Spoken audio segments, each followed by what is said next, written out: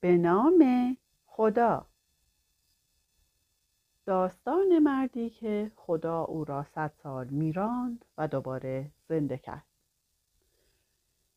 در گرمای غبارآلود یک عصر قدیمی، مردی تنها از جاده‌ای پر از خاکستر عبور میکرد. هر قدمش روی زمینی بود که روزی زندگی در آن جریان داشت و حالا فقط ویرانی مانده بود. او به شهر فرو ریخته رسید.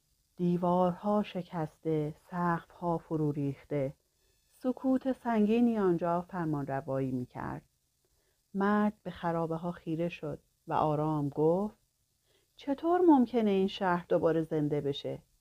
چطور خدا میتونه این مرگ بزرگ رو برگردونه؟ همین سوال آغاز معجزه بود. در همان لحظه، بدون درد، بدون صدا، خدا روح او را گرفت.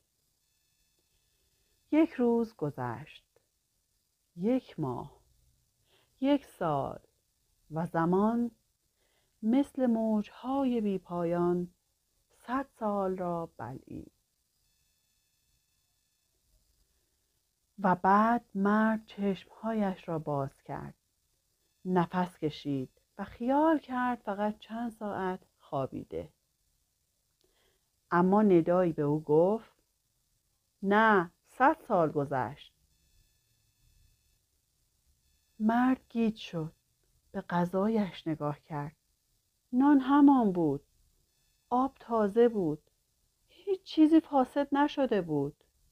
انگار زمان به احترام او ایستاده بود. اما الاغش چیزی جز استخوان روی زمین نمانده بود. به او گفته شد: به استخوان‌ها نگاه کن، ببین چگونه زندهشان می‌کنی. مرد خیره شد. استخوان‌ها لرزیدند، به هم پیوستند و شکفتند. گوشت رویشان نشست، پوست پوشان، و الاغ در برابر چشمانش نفس کشید. در همان لحظه فهمید برای خدا مرگ پایان نیست، ویرانی نقطه آخر نیست و بازگشت زندگی فقط 1 اراده فاصله دارد. او برخاست با قلبی روشن‌تر از قبل، چون فهمیده بود وقتی خدا بخواهد حتی 100 سال مرگ